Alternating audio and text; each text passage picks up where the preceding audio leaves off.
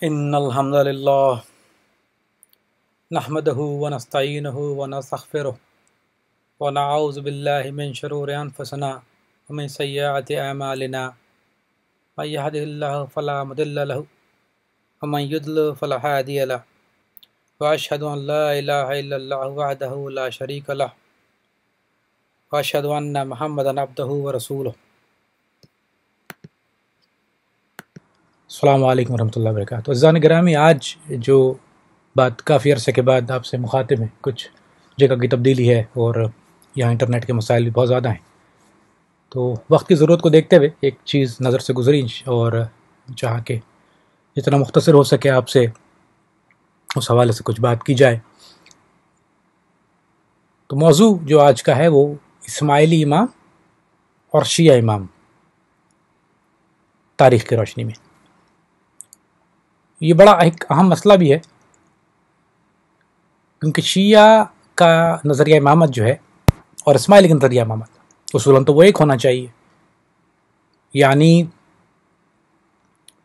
شیعہ کہتے ہیں کہ ہمارا جو امام ہیں وہ 12 ہیں، اور اسماعیلی کہتے ہیں کہ 6 امام سے ہماری جو ہے وہ تفریق شروع ہو گئی تھی. ٹھیک، اب یہ جو گفتگو ہے یہ ایک عام اسماعیلی کے لیے نہیں ہے. شاید آپ کو پتہ ہے ان کی سمجھ تھوڑا سا جو ہے وہ IQ لیول کم ہوتا ہے، تو یہ اپنے بھائیوں کو جو ہے زیادہ، میرا خیال ہے ان کو سمجھانے کے لیے زیادہ ہے کہ جو اس موضوع کو جاننا چاہتے ہیں یا جو بھائی رابطہ کرتے ہیں کہ ہمیں ذرا سمجھائیے اس مسئلے کو. تو لہٰذا مشکل ہوگا بہت سے اسماعیلیوں کے لیے. تو اگر آپ اسماعیلی ہیں اور آپ کی عقل جو ہے وہ محیط ہے یا محدود ہے، تو یہاں پر روک کے آپ کوئی گنان سن لیجئے یا کوئی گانا سن لیجئے ہندی، یا وہ جو آپ لوگ سنتے ہیں عموماً جو گند بلا وہی کیجئے، کیونکہ یہ آپ کی سمجھ میں شاید نہ آئے، ٹیکنیکل مسئلہ ہے یہاں. بہرحال کوشش کرتے ہیں انشاءاللہ. لہٰذا جو نظریہ امامت شیعہ کا، یعنی اگر اسماعیلی اپنے نام کے ساتھ شیعہ لگاتے اور کہتے 6 سے ہماری تفریق ہوگی، تو یقیناً یعنی اماموں کا جو نظریہ ہے وہ ایک ہونا چاہیے. نظر یعنی امام ایک ہی طرح کے. میں کوشش کروں گا بیچ بیچ میں جہاں کہیں مشکل لفظ ہوتا ہے میں ٹرانسلیشن کر دوں گا، کیونکہ زیادہ تر سامع اس موضوع کے جو امریکہ کینیڈا والے ہیں، برطانیہ والے ہیں، تو ان کی سمجھ میں تھوڑا سا خاص جو گاڑی بات ہے مشکل آتی ہے. مثال کے طور پہ سب سے پہلی جو خاص پیدائش جو امام کی ہے، وہ امام ماں کی ران سے پیدا ہوتا ہے. یعنی ان کی جو فطری عمل ہے، فطری طریقے سے پیدائش نہیں ہوتی. میں جو بات کر رہا ہوں اس کا لنک جو ہے وہ کتاب کا جلال العیون کا یا ملا باقر مدلی کی اتنی کتب ہیں ان کا لنک جو ہے وہ ساتھ میں نیچے لگا دوں گا، اور کوشش کروں گا جب آپ یہ سن رہے ہوں گے تو اسکرین پر بھی اس وقت یہ لکھا ہوا آ جائے گا انشاءاللہ. اور ورنہ بالکل اگر آپ کو حوالے نوٹ کرنا ہے تو نیچے ڈسکرپشن میں دیکھ لیجیے گا. بہت مشہور کتاب ہے جلال العیون ملا باقر مجلسی، اور اثبات امامت ہے، 14 ستارے ہیں، ساری کتابیں موجود ہیں. اور ان کو کافی پڑھنے کے بعد، یعنی کافی زیادہ پڑھنے کے بعد ہم نے یہ دیکھا کہ یہ جو مسائل ہیں شیعہ امام کے اور اسماعیلی امام کے قدرے مختلف ہیں. اس کی میں آپ کو آگے وضاحت کروں گا انشاءاللہ. یہ اثبات الامامت یہ ملا باقر مجلسی کی ایک کتاب ہے. اس کا اردو ترجمہ بھی ہوا ہے. اصل کتاب جو تھی یہ عربی میں تھی اور اس کا اردو ترجمہ بھی ہوا ہے. کتاب کا نام ہے جلال العیون اور اس کی جلد نمبر 2 ہے. میرا خیال اس کا ترجمہ جو تھا وہ علامہ محمد تقی مجلسی طورانی نے کیا تھا. وہ آپ کو کتاب کا وہ میں جو ہے یہ اسکین کاپی بھی ہے ساتھ میں لگا دوں گا انشاءاللہ.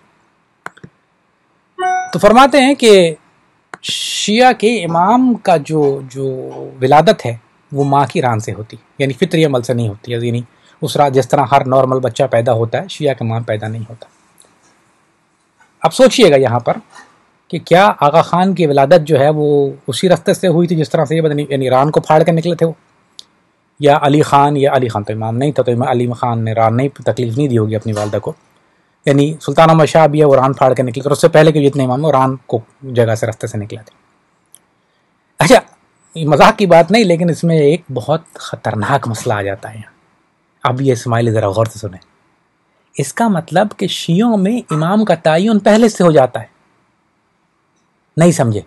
اگر ران سے نکلے گا تو امام ہوگا، اگر ران سے نہیں نکلا تو امام نہیں ہوگا. سیدھی بات ہے نا. لیکن ایک ماں کے 5 بچے ہیں، ان میں سے ایک امام ہے. اب ایسا تو نہیں ہے کہ سارے کے بیٹے تھے اپنی ماں کے. جتنی اولاد ہوتی ہے اس میں سے جو ران سے نکلے گی وہ امام ہے. یعنی پہلے سے تعین ہو گیا یا بعد میں امام کا چناؤ نہیں ہوگا, ان کو پہلے سے پتا ہوگا یہ پیدا ہو گیا یہ امام ہے, یہ پیدا ہو گیا امام ہے, یہ پیدا کیوں ران سے اس کا طریقہ الگ ہے. اس کے علاوہ نشانیاں میں آپ کو بتا رہا ہوں انشاءاللہ, لیکن یہ پہلی بات ہے.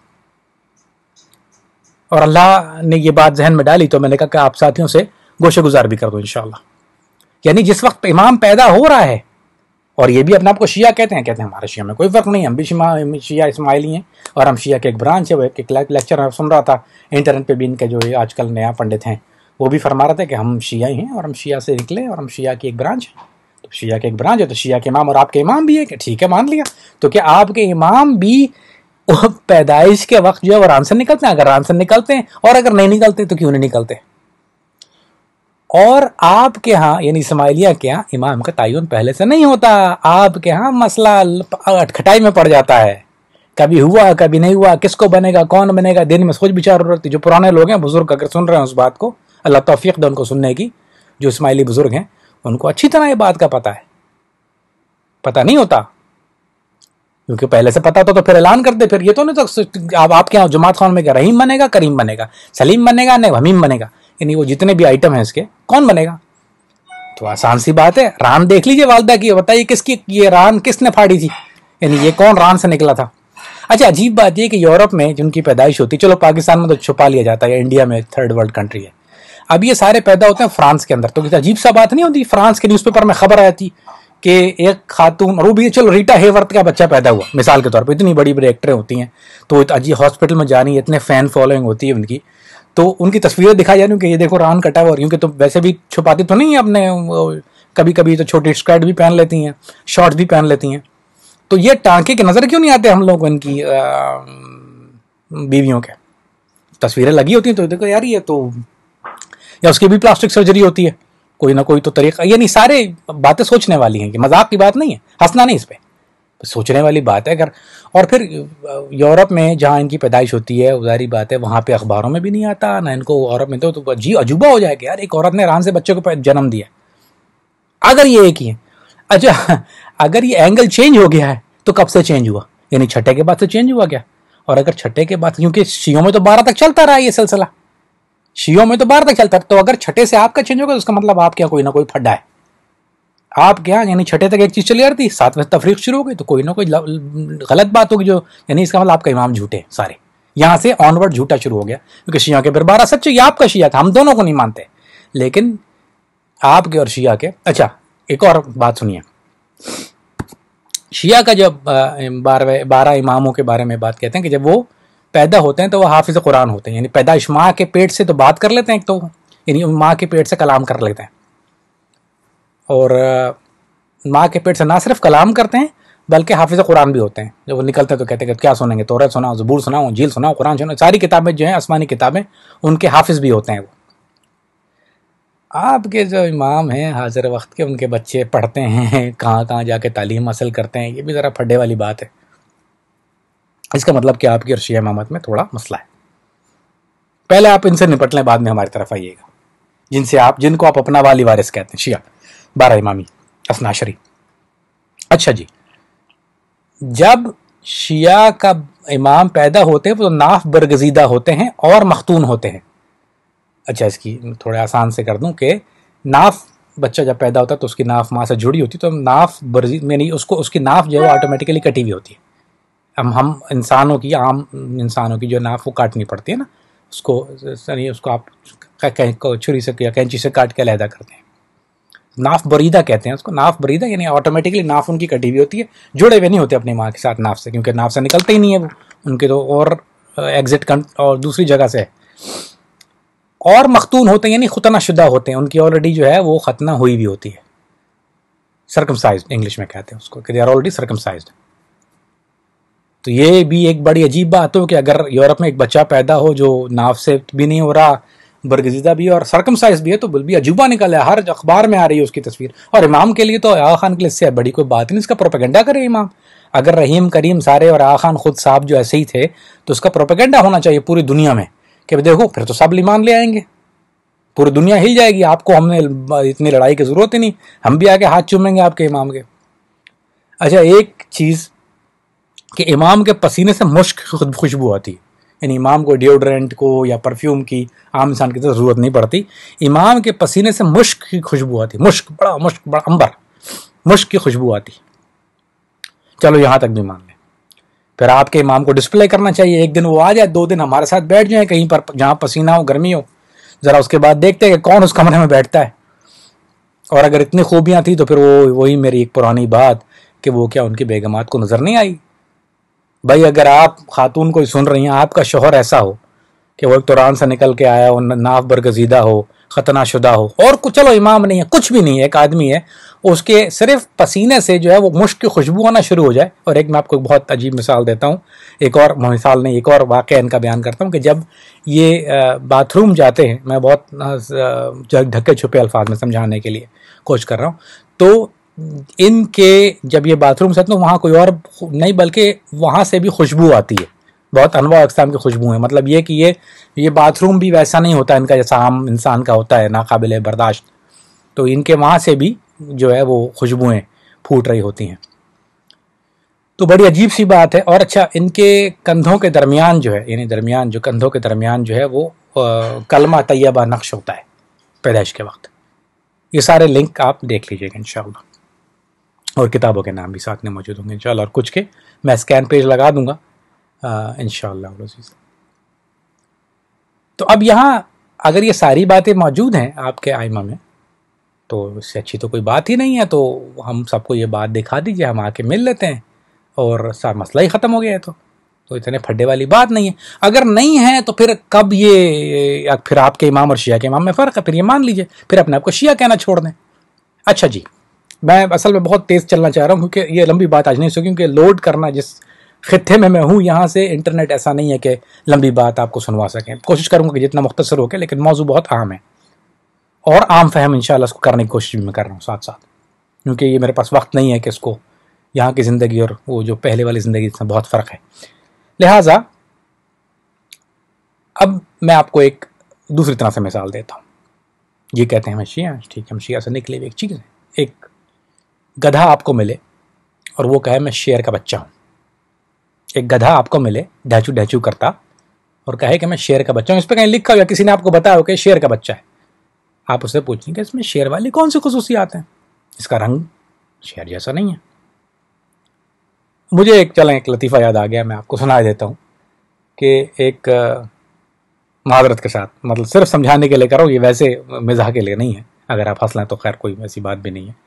کہ ایک بطخ کا بچہ اور ایک جو مینڈک کا بچہ ایک جوہر جس کو کہتے ہیں یا جھیل یا ندی کا کنارہ اس پہ ملے. تو بطخ کے بچے نے مینڈک کے بچے سے پوچھا میں کیسا دکھتا ہوں. تو مینڈک کے بچے نے بطخ کے بچے سے کہا کہ تمہارے فر ہیں, تمہارے بال ہیں, تم کوینک کوینک کرتے ہو, تم پانی پہ تیرتے ہو, تم یقیناً بطخ کے بچے ہوگے. تو بطخ کے بچے نے پھر یہ جو مینڈک کے بچے نے بطخ کے بچے سے پوچھا کہ میں کیسا دکھتا ہوں. اس نے کہا نہ تو کالا ہے نہ تو سفید ہے, تیرے پاس سے بدبو بھی بہت آتی ہے ڈھوکلے کی, یعنی تیرے پاس سے خراب بدبو بھی آتی ہے. نہ تو کالا ہے نہ تو سفید ہے, تیرے پاس سے بدبو بھی آتی ہے, تیری شکل بھی عجیب ہے, تو یقیناً اسماعیلی ہوگا. تو لہٰذا یہ ایک خیر میرے ذہن میں بات آ گئی تو میں آپ کو سنا دی. اب آپ دیکھیے کہ کہتے ہیں کہ ہم شیعہ ہیں, تو گدھے کا بچہ آ کے اگر آپ سے کہے کہ آپ شیعہ کہ میں شیر کا بچہ ہوں, تو آپ اس سے پوچھیں کہ تم میں شیر والی کون سی خصوصیت, نہ تیرا رنگ ویسا, نہ تیرے بال ویسے, نہ تیری بہادری ویسی, نہ تیری چال ویسی, نہ تیری غذا, کون سی ایسی چیزیں جو ملتی ہے. شیعہ نماز بھی پڑھتے ہیں, میں آپ کو لنک بھی دے دیتا ہوں, شیعہ نماز یہاں بھی نیچے لنک بھی ہوگا. شیعہ روزہ بھی رکھتے ہیں, شیعہ کا 5 نماز بھی ہوتی ہے, شیعہ کی نماز بھی 5 نماز کے رکعتیں بھی اتنی ہوتی ہیں جتنی سنیوں کی ہوتی ہیں. نہ ہم ان کو نہیں مانتے, لیکن ہم تو آپ کو سمجھانے کے لیے کہہ رہے ہیں. تو آپ کی کون سی والی چیز ہے؟ اگر یہ تو وہی بات ہے, ہمارے ذہن میں تو یہ کہ گدھے کا بچہ آ کے کہہ رہا ہے میں شیر کا بچہ ہوں, آپ کی تو کوئی چیز نہیں ملتی. اچھا آپ کے امام ملتے ہیں, ٹھیک ہے امام ملتے ہیں, کہاں تک ملتے ہیں؟ چھٹے کے بعد تفریق ہو گئی. کیسی ہو گئی تفریق؟ ان کی زندگی اور آپ کی امام کی زندگی میں کتنا فرق ہے, آپ کے ان کی امام کی شکل اور آپ کے امام کی شکل میں کتنا فرق ہے, ان کے امام کی پیدائش اور آپ کے امام کی پیدائش میں کتنا فرق ہے. کیوں ہے؟ کہاں سے تبدیل ہوا, کون سی کتاب میں لکھا ہوا ہے؟ ان کی کتاب میں تو لکھا ہوا ہے, میں تو لنک دے رہا ہوں. آپ اپنی کتاب لائیے کہ بھائی یہاں سے چھٹے کے بعد سے ہمارے امام, اگر آپ کہیں گے تو پھر آپ یہ مان لیں گے کہ کہیں نہ کہیں کوئی پھڈا ہے. کیوں؟ وہ سارے معجزے آپ کے امام میں کیوں نہیں ہے جو ان کے پاس ہیں؟ وہ تو کہتے ہیں ہمارے تو ہیں, ان کا امام زمانہ 12واں غار سرہ کے اندر ہے, ان کا تو امام موجود ہے. آپ کا کدھر ہے؟ آپ کا جہاں پر ہے اس کے معجزے کہاں ہیں؟ دکھائیے لا کے ہمیں. وہ تو حج کرنے آتا ہے ان کا امام تو ہر دفعہ, آپ کا امام کتنی بار حج کرنے جاتا ہے یہ بھی دکھائیے ہمیں. اس کو حج کرنے نہیں آتا تو کیوں نہیں جاتا؟ کوئی وجہ ہوگی اس کی. تو میرے عزیز دوست بھائی, دل تھام کے اس بات کو سنیے کہ آپ کے امام اور شیعہ کے امام میں فرق ہے. آپ کا امام امام نہیں ہے, کیونکہ شیعہ کے جتنے آئمہ گزرے ہیں وہ اہل سنہ کے نزدیک قابل عزت اور احترام ہیں.